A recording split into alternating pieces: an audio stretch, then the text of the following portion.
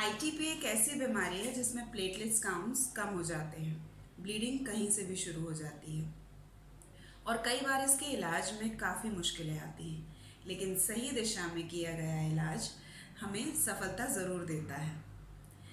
आइए हम आपको मिलवाते हैं ऐसी ही एक जुझारू महिला से जिन्होंने विगत 15 सालों में पूना, लखनऊ, चंडीगढ़, दिल्ली और भोपाल जैसी जगहों पर अपना इलाज करवाया है। उन्होंने कई तरह की दवाइयाँ खाईं, यहाँ तक कि स्प्लीन की सर्जरी भी करवाई है, पर उन्हें फ़र्क नहीं मिला और अंत में जाकर इंदौर में आकर डॉक्टर अनिल सिंघवी के इलाज के दौरान अब वो बिल्कुल स्वस्थ हैं। तो मिलते हैं मैडम मुकेश कुमारी और उनके हस्बैंड से। मैम, आपका बहुत बहुत वेलकम है हमारे यहाँ पर। आपसे मैं जानना चाहती हूँ, सबसे पहले बताएं कि आपका नाम क्या है। मेरा नाम थोड़ी सी आपकी इंट्रोडक्शन। मेरा नाम मुकेश कुमारी है। मैं 48 ईयर ओल्ड हूँ और आईटीपी की पेशेंट हूँ। आईटी लक्षण जो मुझ में आए थे वो ये स्किन पर मुझे नीले नीले स्पॉट्स आते थे और रैसेस होती थी बॉडी पर और मुझे पीरियड्स के समय बहुत ज़्यादा हैवी ब्लीडिंग हुआ करती थी। देन उस समय मैं पूना में थी और मैं केएम हॉस्पिटल वहाँ पर दिखाने के लिए पहुंची। तब डॉक्टर शशि आप्टे जो थे उन्होंने मुझे देखा और कुछ सजेस्ट किए, कुछ टेस्ट किए उन्होंने। देन उन्होंने मुझे कुछ 2-3 दिन हॉस्पिटल में रखा और उस समय मेरे प्लेटलेट्स जो थे 20,000 के लगभग थे। तो उन्होंने मुझे उस समय सिर्फ कुछ प्लेटलेट्स ट्रांसफ्यूज किए थे और कोई ट्रीटमेंट नहीं दिया था। फिर उसके बाद ट्रांसफ़र होकर हम पुणे से लखनऊ आए तो तब मुझे पता चला कि एक बार बस यूँ ही जनरली टेस्ट किया था तो 80,000 थे उस समय। और उसके बाद 2009 की शुरुआत में, फरवरी 2009 में मुझे सिम्टम्स आए फिर से। मेरी बॉडी पर रैसेस थे, वही ब्लू ब्लू स्पॉट थे, हैवी ब्लीडिंग थी और बहुत वीकनेस थी। तो मैं डर गई उस समय तो कि ये फिर से क्या हो रहा है मेरे साथ। एसजीपीजे में लखनऊ, तो वहाँ पर हेमेटोलॉजी डिपार्टमेंट में मेरा वहाँ ट्रीटमेंट शुरू हुआ। उन्होंने टेस्ट किए, बोन मैरो टेस्ट भी किया, सब कुछ नॉर्मल था, कोई वो नहीं थी, पर ट्रीटमेंट वहीं चालू था। और नवंबर 2009 में एंड 2009 में मुझे फिर से बहुत सीवियर तरीके से ये लौट आई। ओके, फिर तो उस समय बहुत ऐसे कंडीशन ये थी कि मुंह में बड़े बड़े गीगल थे, खून से भरे हुए, रैसेस तो थी ही, पर ऐसे बहुत बड़े बड़े ब्लू स्पॉट थे मेरे पूरी बॉडी पर। Oh my God. और पूरी रात, चूंकि रात हो चुकी थी, मैं हॉस्पिटल उस समय जा नहीं सकती थी। अच्छा, ये रात में हुआ, शाम को ये सिम्टम्स आए थे मुझे और रात में ऐसे होने लगे कि मुझे आँख में भी ब्लड आ रहा था, आँखों में। और बहुत ज़्यादा ऐसे हॉरिबल जो थी वो कंडीशन थे मेरे। तो मैं सुबह होते ही पीजीआई पहुंची और वहाँ उन्होंने मुझे इमरजेंसी में दिखाने के लिए एडमिट किया। उन्होंने तुरंत ट्रांसफ्यूज किए आरडीपी। लगभग 15 दिन ये चलता रहा। वो मुझे आरडीपी देते थे, स्टेरॉइड्स देते थे, सभी उन्होंने ट्रीटमेंट 1 बाय 1 करके दे दिया।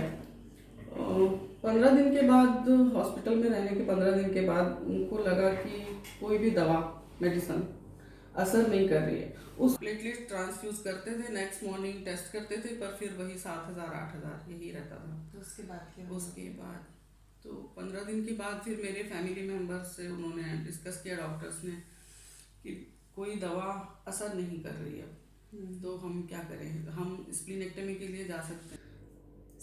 सर्जरी 14 दिसंबर 2009 को कंप्लीट हो गई। उसके बाद भी प्लेटलेट्स नहीं बढ़ी, पोस्ट सर्जरी भी प्लेटलेट्स नहीं बढ़ रही थी। 9 के बाद 2015 आपको फिर से शुरू हुआ 2015।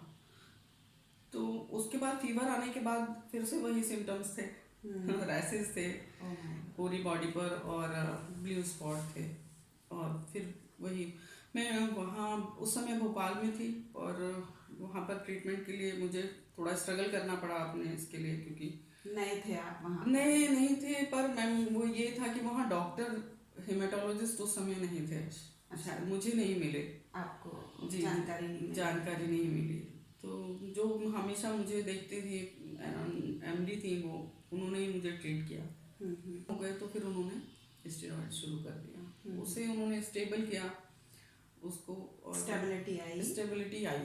ओके। तो स्टेबल हुए तो, लेकिन फिर वही दूसरी समस्याएं मुझे परेशान करने लगी कि वेट तो बढ़ ही गया, फिर स्वेलिंग बहुत ज़्यादा थी और ऐसे वीकनेस थी कि मैं बिस्तर से उठना मेरे लिए बिना किसी सपोर्ट के मुश्किल था। मेरे मसल्स बहुत दर्द करते थे, मतलब कोई ऐसा नहीं था, मुझे ऐसे लगने लगा था कि अब बस कुछ होता ही नहीं था, हो नहीं रहा, आप एनर्जेटिक बिल्कुल फील नहीं करती थी।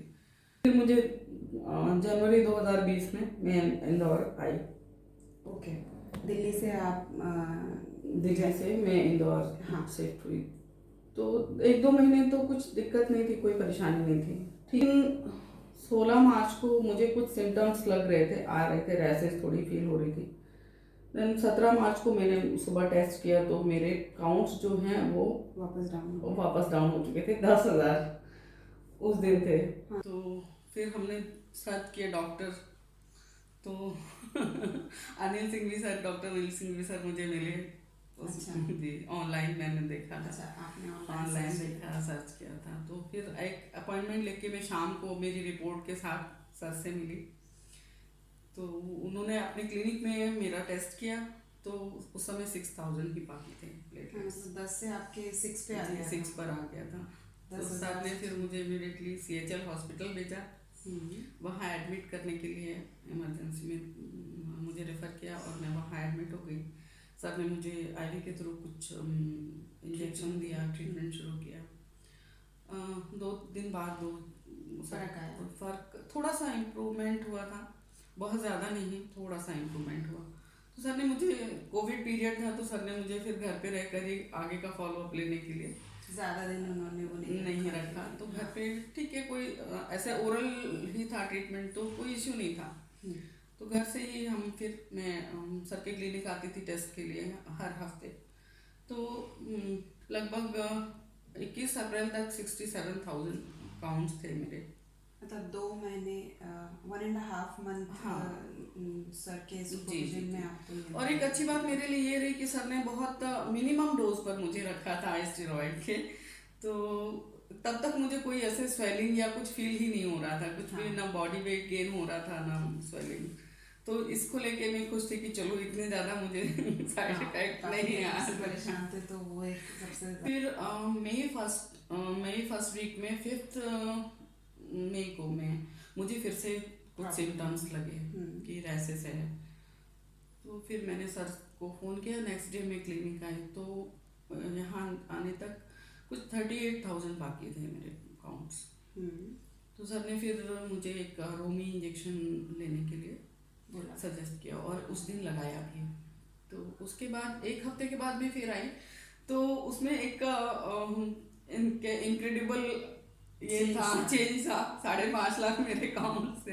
अच्छा। तो मैं खुश हो गई कि चलो बहुत ज़्यादा आखिरकार अभी तो कुछ हुआ। हाँ, कोई इम्प्रूवमेंट ठीक था। हाँ, कोई दिक्कत नहीं हुई। फिर प्लेटलेट्स काउंट्स के बाद भी आप। जी। और मैं हमेशा जब भी क्लिनिक आती थी तो सर के पास एक ही मैं क्वेश्चन दोहराती थी कि सर कभी मैं ठीक होंगी या मेरे जो काउंट्स हैं कभी स्टेबल होंगे। तो सर हमेशा मुझे दिलासा देते थे कि हाँ नहीं ठीक है, हो जाएगा ठीक, आप चिंता मत करिए, टेंशन मत लीजिए, हो जाएगा ठीक। तो ये भी एक मैं उम्मीद लेके लौटती थी कि शायद अगले बार सब कुछ अच्छा नॉर्मल हो जाएगा। वो हो जाते थे, रोमी लगने के बाद अच्छे खासे बढ़ जाते थे काउंट्स। तो अगस्त में सर ने मुझे देखा क्लिनिक में तो मेरा वेट भी बढ़ चुका था, बहुत स्वेलिंग तो थी। तो सर ने पूछा वेट कम नहीं हो रहा है? मैंने कहा नहीं सर, अभी तो कुछ नहीं हो रहा है।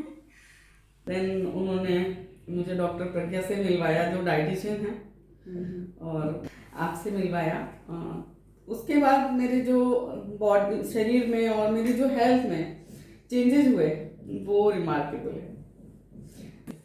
उसके बाद फिर लाइफ थोड़ी सी स्मूथ होना शुरू हुई और एक कॉन्फिडेंस आया कि हाँ अब कुछ हो रहा है। हाँ। शायद मैं ठीक हो रही हूँ अभी। और उसके बाद फिर मैं क्लिनिक आई तो फिर नेक्स्ट ऐसे कभी लेस देन 1 लाख से कम कभी नहीं हुई मेरे काउंट्स, और कभी रोमी उसके बाद मुझे नहीं लगाना पड़ा।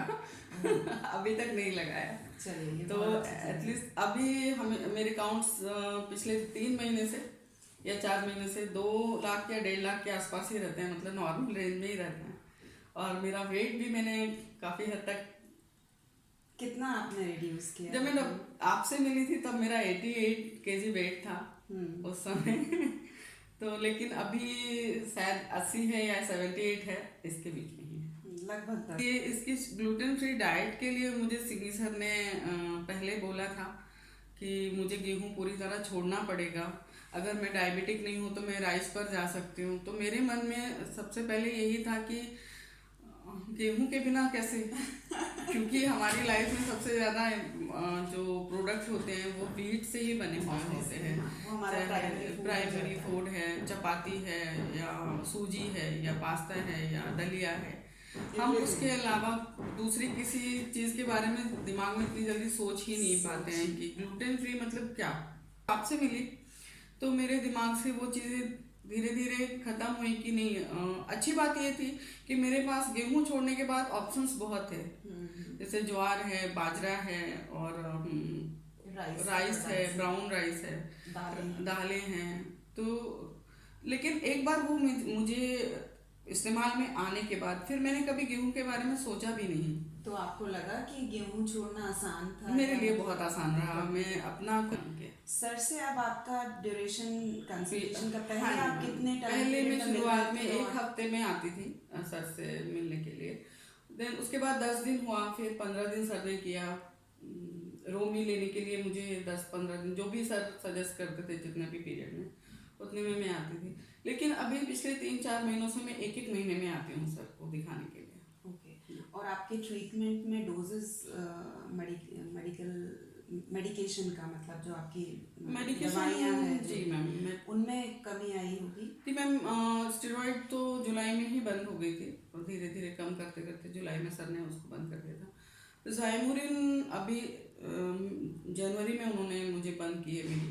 सो ओवरऑल आप कितनी टैबलेट्स खाते होंगे? जैसे सर से मिलने के सिंगी सर से मिलने से पहले भी मेरे पास बहुत टैबलेट्स होती थी, और इसके लिए है, उसके लिए है, ये है, वो है, बहुत सारी। एटलीस्ट सुबह सुबह मैं 4 या 5 टैबलेट लेती थी और दोपहर को भी 2 से 3 और फिर शाम को भी वही ऐसे।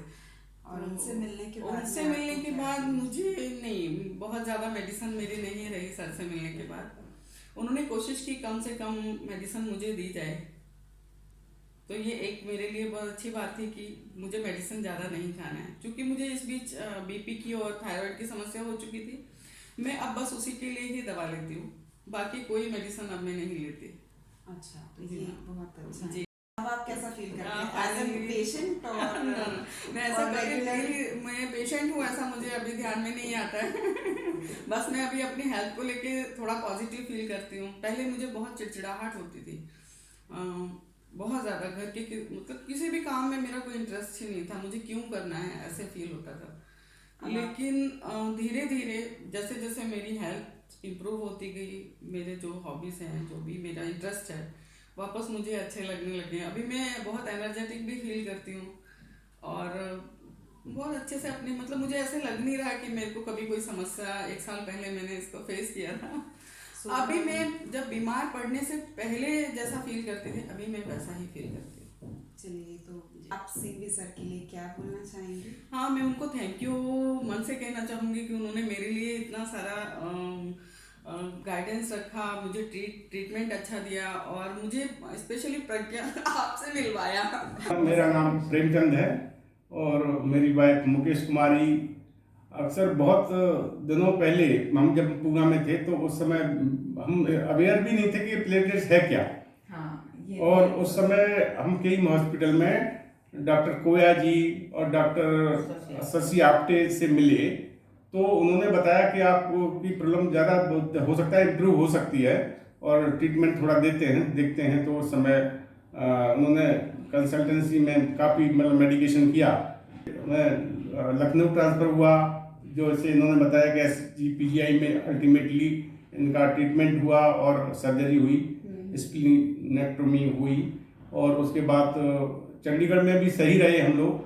और फिर मैं ट्रांसफ़र हुआ दिल्ली से फिर हम फैमिली लाए भोपाल में भी परेशानी हुई, लेकिन वहाँ अच्छा ट्रीटमेंट नहीं मिला, हेमेटोलॉजिस्ट नहीं थे, लेकिन वो काफ़ी प्रॉब्लम हो गई। और उसके बाद हम फिर दिल्ली ट्रांसफ़र हो गया, दिल्ली से फिर भोपाल इंदौर आ गए अल्टीमेटली, और यहाँ सेटल हो गए। तो फिर इनको अभी 2020 में प्रॉब्लम बहुत सीरियस हो गई, और 20 में 16 मार्च को 10,000 प्लेटलेट रह गए। हमने वहाँ टेस्ट कराई, तो हम डॉक्टर साहब को क्या, डॉक्टर हेमेटोलॉजिस्ट कोई हैं डॉक्टर, तो डॉक्टर साहब जो सिंघवी साहब हैं, तो वो उनका नाम हमने देखा, तो हम तुरंत ही उनकी क्लिनिक पे आए। 4,000 प्लेटलेट्स रह गए, तो उस समय तो डॉक्टर साहब ने ट्रीटमेंट देने के बाद पूरा इम्प्रूव हुए, और काफ़ी दिनों तक ट्रीटमेंट चलता रहा डॉक्टर साहब के अंडर में। तो उन्होंने कहा कि परेशान मत होइए। मैं हमेशा पूछता था डॉक्टर साहब से ये क्वेश्चन कि सर ये सही हो जाएंगी कि नहीं हो जाएंगी, इम्प्रूव होंगे कि नहीं होंगे। तो क्योंकि डॉक्टर साहब को नहीं पता, मतलब उस समय उन्होंने कहा तुम चिंता मत करो भाई, आप सब सही हो जाएगी, बिल्कुल चिंता मत करो। और अच्छी बात रही कि डॉक्टर साहब की जो दिशा निर्देशन में जो हम यहाँ आए, तो हमारा गुड लक है।